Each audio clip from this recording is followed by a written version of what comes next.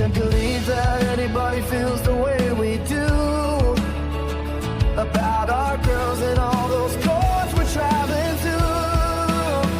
And all the roads we drive, all the states we see, we've been volleyballed all so desperately. I said maybe we're gonna be the ones to cheer them on. We're lost in this volleyball. Welcome in. This is Volleyball'd, Chapter 16. And we have been away for a couple of weeks, in part because of getting the season cranked up. But as of now, we have been dealing with winter weather. Last weekend, it was an ice storm in the Atlanta area. And as of right now, this recording, Allison, what are we dealing with outside? Yeah, we're only here because we can't drive to the frickin' tournament because we're at probably 3 inches of snow now and it's still falling and it's a total bummer. So for those of you that live around the country and think, okay, not a big deal, I would typically agree with you. But we are completely unprepared for this. And so our local police department, our local sheriff's department have been sending the pictures around of everyone who's been in accidents, who have been actually slamming into police department, police cars on the road. So for those of us in the Atlanta area, most everybody is at Beast of the Southeast, not a problem. But if you live in the northern area where we're at, way north of town, it's impossible to get over to the highway, to get over to A5 for our tournament. So for the first time in almost 7 or 8 years, we are actually missing tournament action that's going on this afternoon. Yeah, and it sucks because our team is going to play and both of our coaches are snowed in and can't make it, and 3 players. Luckily, we're versatile enough that we can put a lineup together, and we've got other coaches stepping in to help and coach this baby 11-year-old team. But some people are playing out of position. It's going to be a new and different scenario, and unfortunately, we have to watch on the stream because we're not there. Because we can't get out.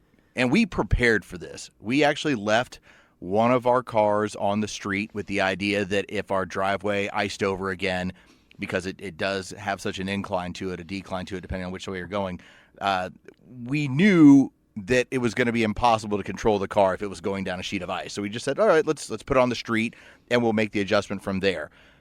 The harsh reality that we're dealing with is that we can probably get down our street, but we've already had from our neighborhood page, the front entrance was cut off for a while because a car spun out and then ended up in a ditch. And the back entrance to the neighborhood is a complete sheet of ice going downhill, incredibly treacherous. So we're stuck. This is our reality for the day.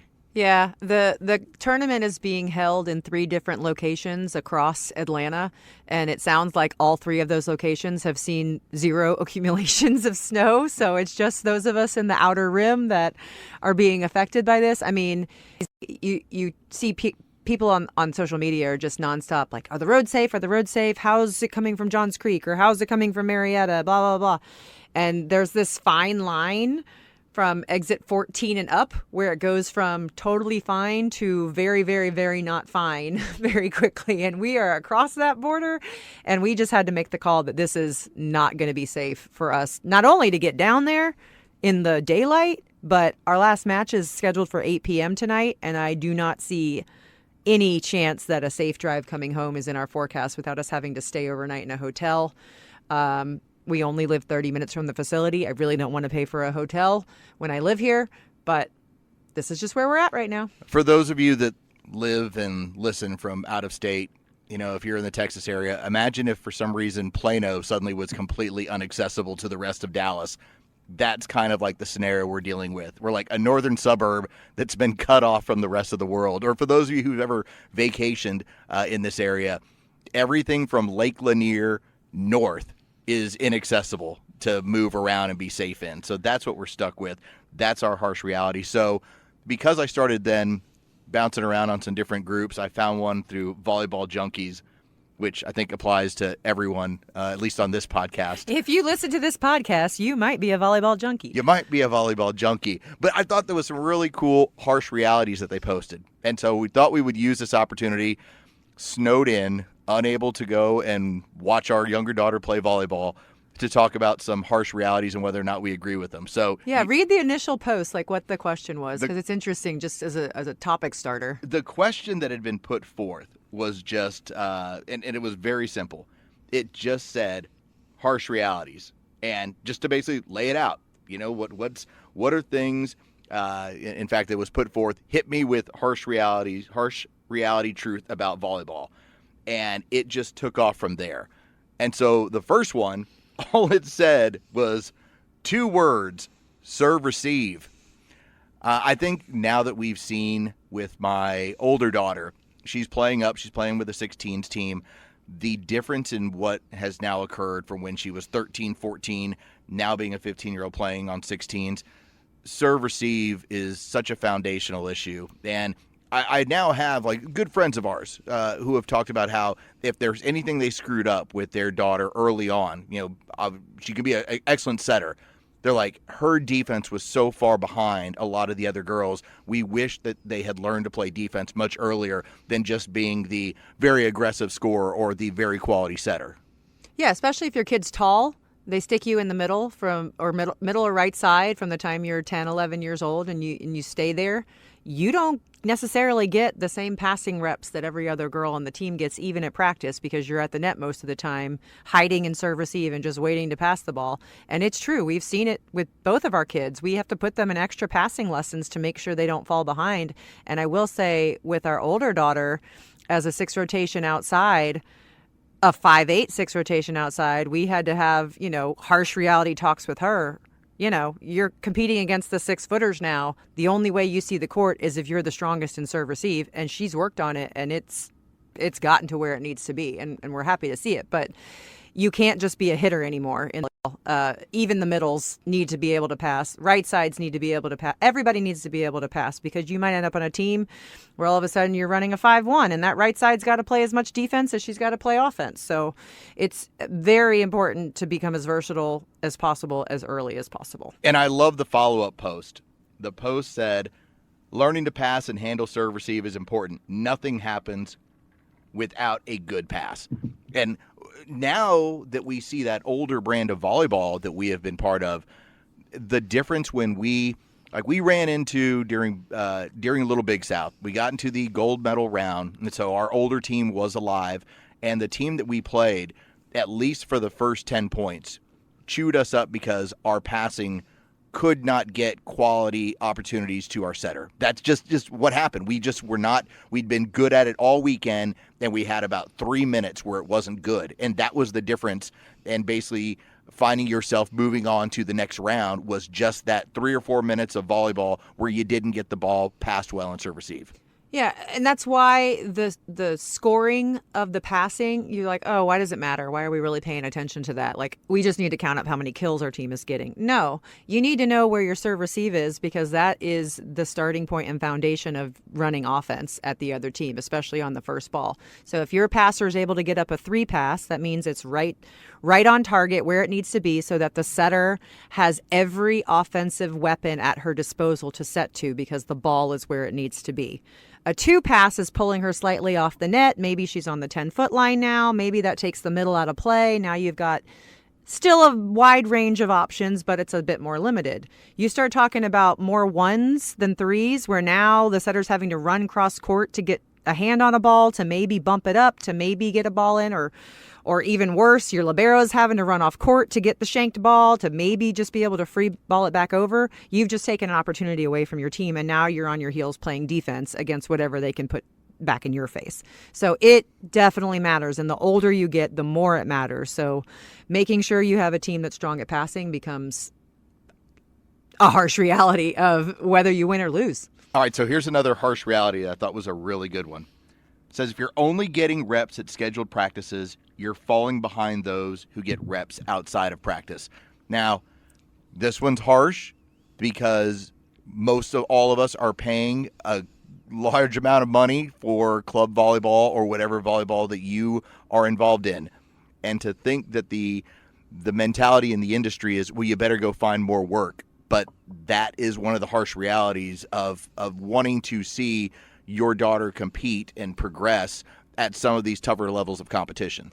Yeah, and it doesn't mean you have to spend $100 for an hour-long session 3 times a week either. If you got the money to do it, more power to you. We don't, times 2 kids. They start looking at each other going, why do you get to go more than the other one? And we're like, oh no, here we'll we go. do a one-on-one session when there's something that needs to be fixed, and we go to work on it because we notice a problem, we identify something that needs to be worked on a one-on-one level.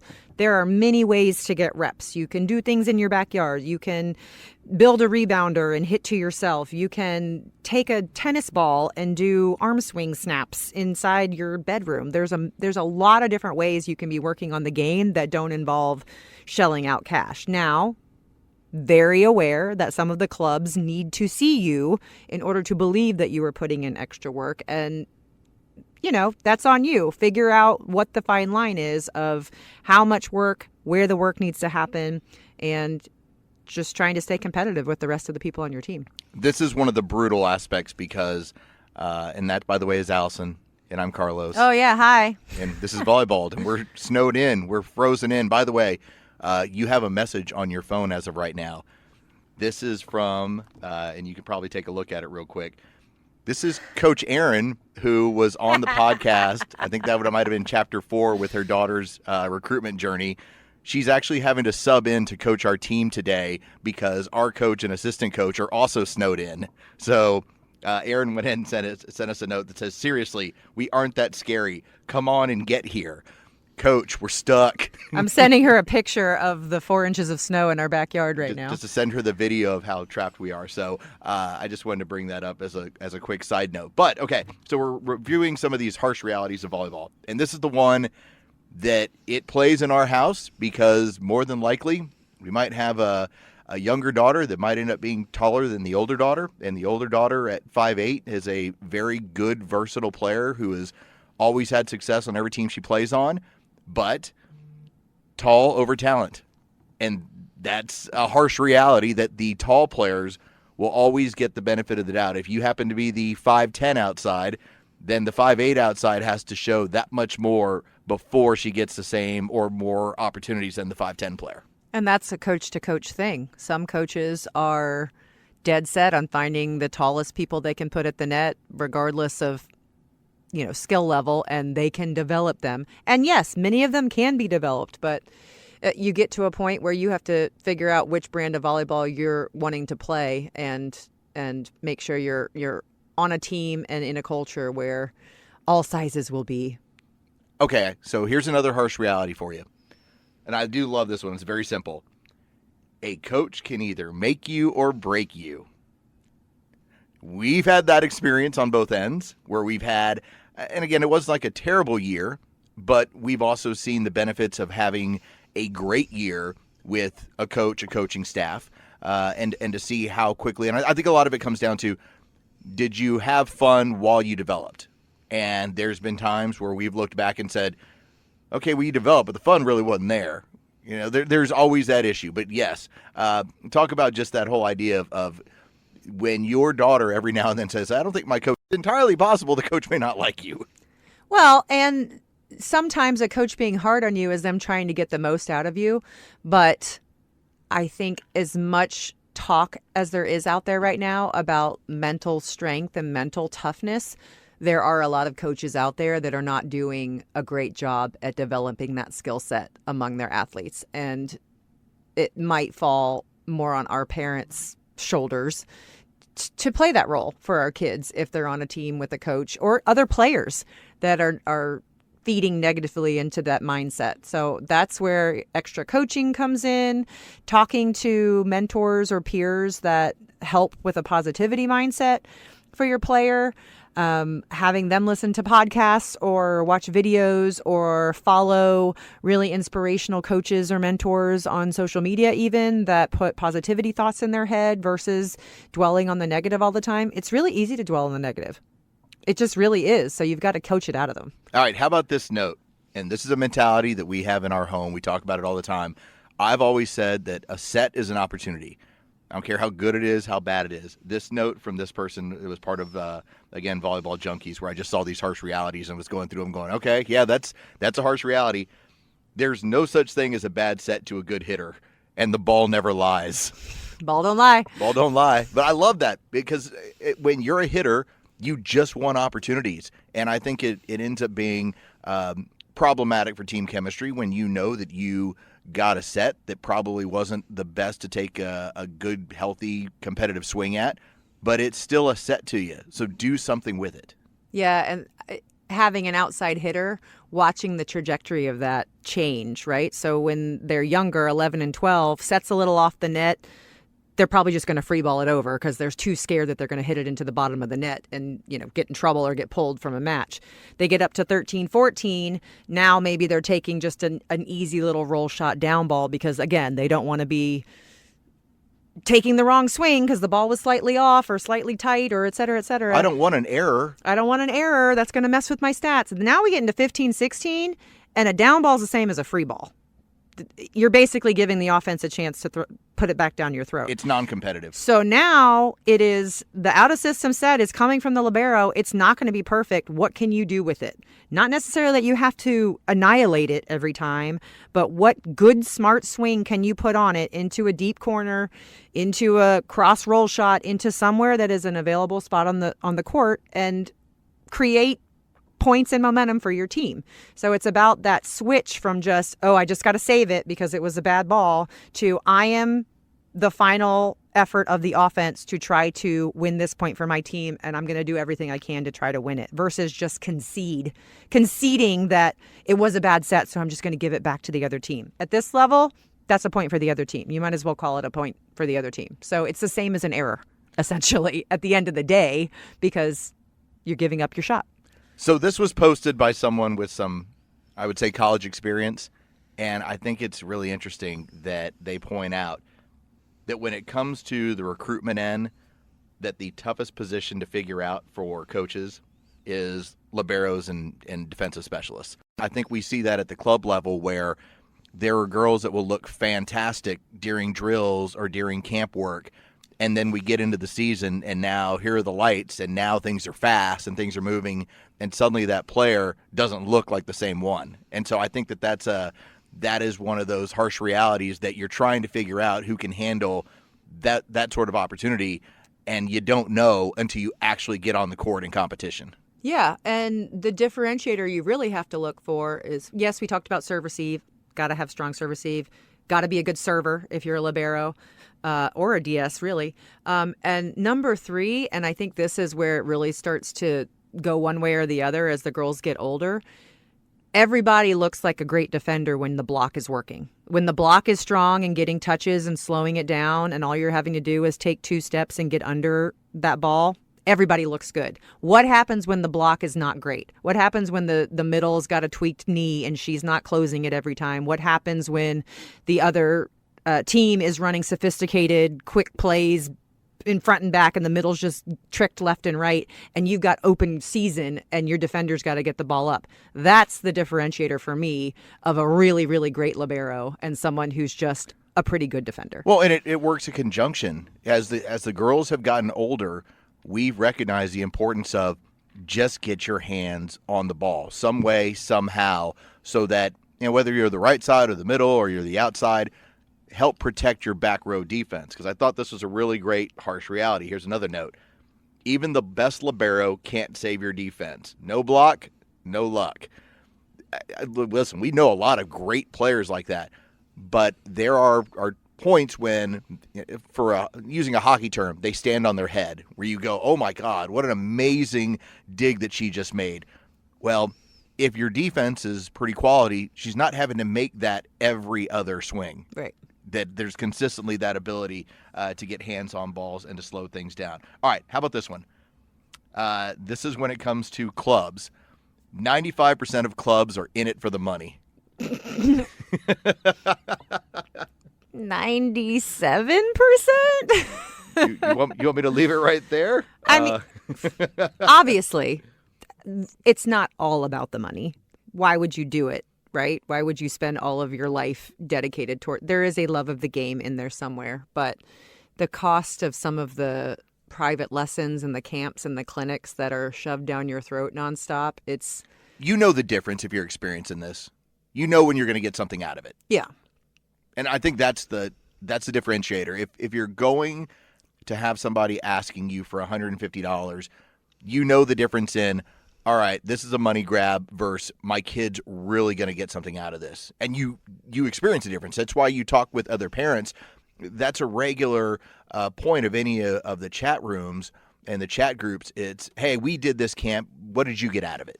And parents are pretty honest about what was worth the money and what wasn't.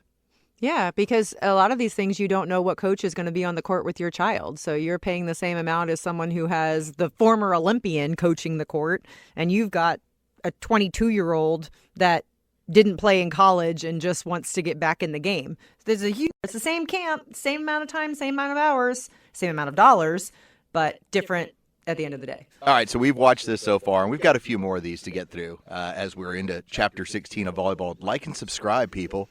Give us a 5-star rating. We need these things. Yeah, we have a few more hours before we have to watch our team play on live stream because we're not there. We're not there. Womp, womp, A little bit bummed out on this one. All right, how about this one? The setter position has been watered down by all these dumb new rules anyone can set now.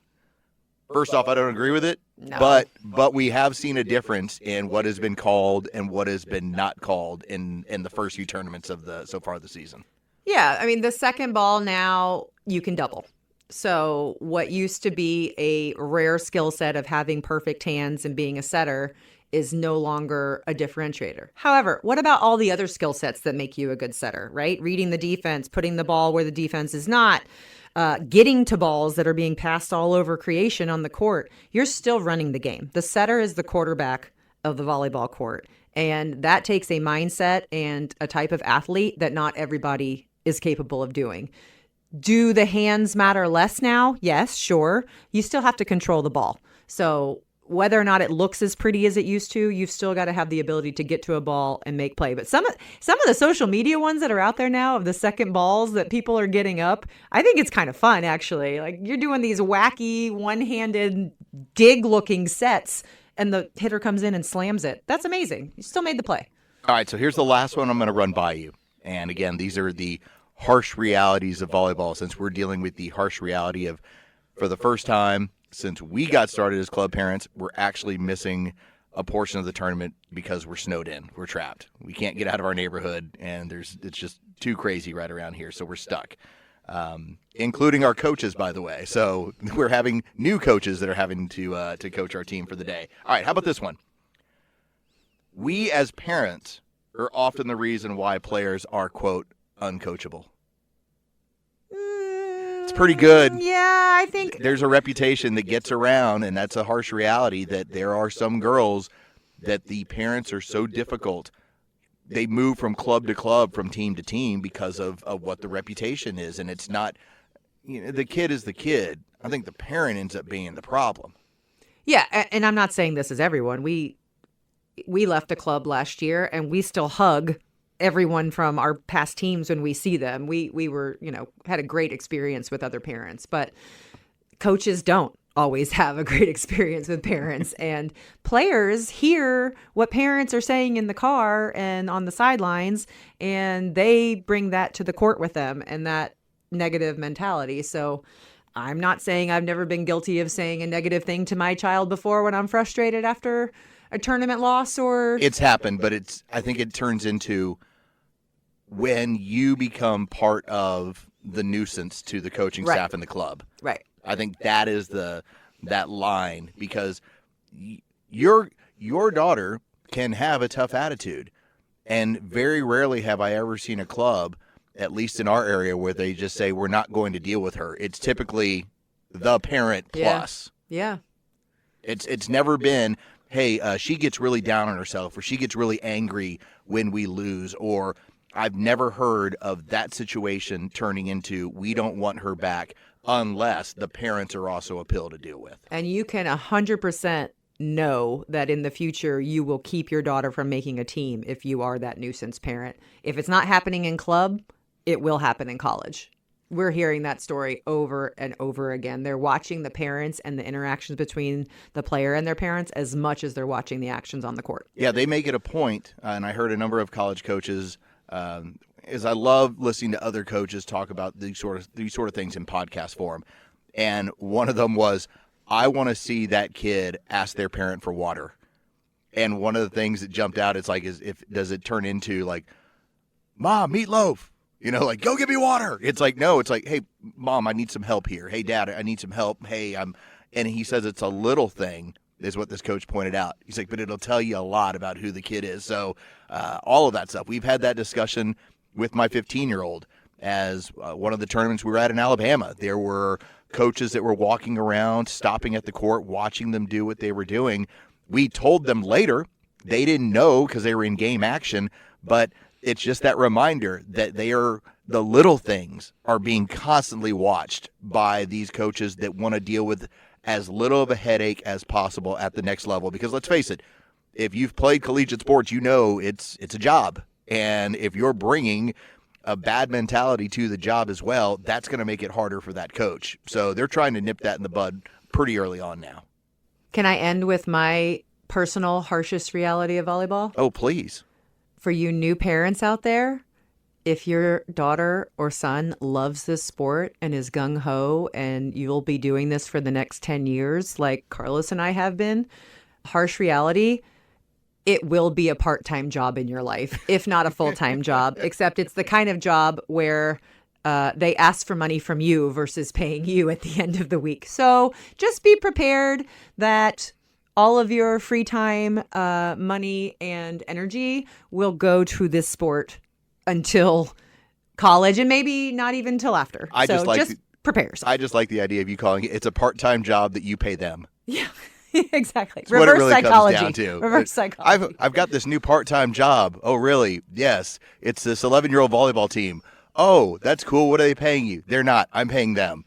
That's what it turns into. I just took a new job where I'm going to be traveling quite a lot. And to get to my daughter's tournament at Northern Lights in Minnesota, I am having to now fly my father to Atlanta to escort her to Minnesota on the plane because I have to go to San Diego and then take a one-way to Minneapolis and then another one-way home. And then my husband will be on a different route going to St. Louis with the other daughter. So, yeah.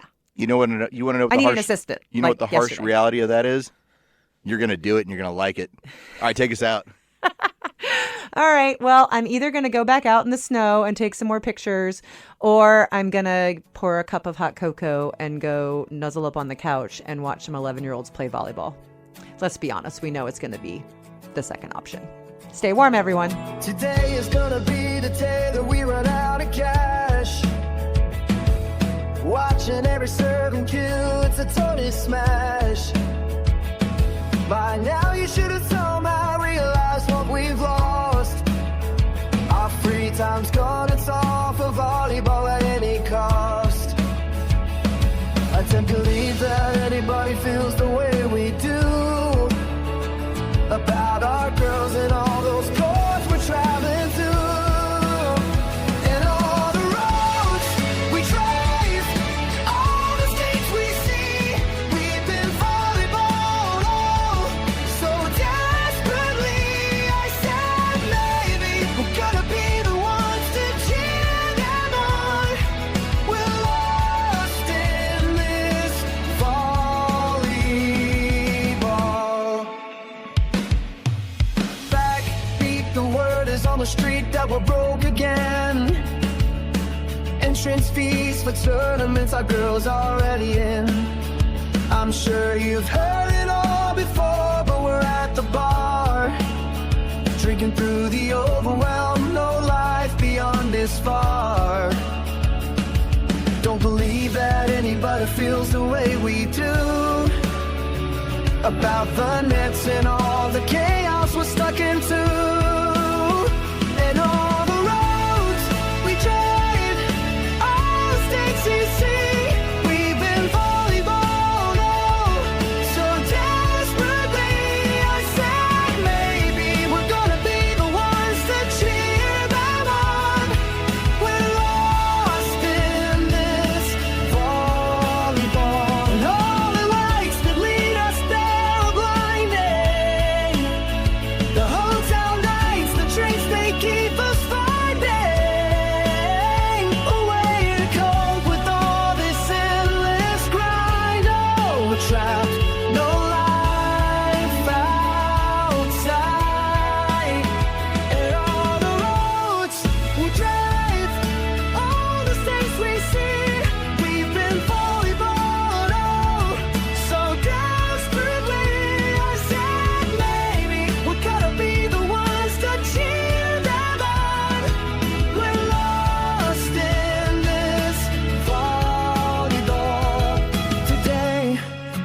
might be the day, but we're still here.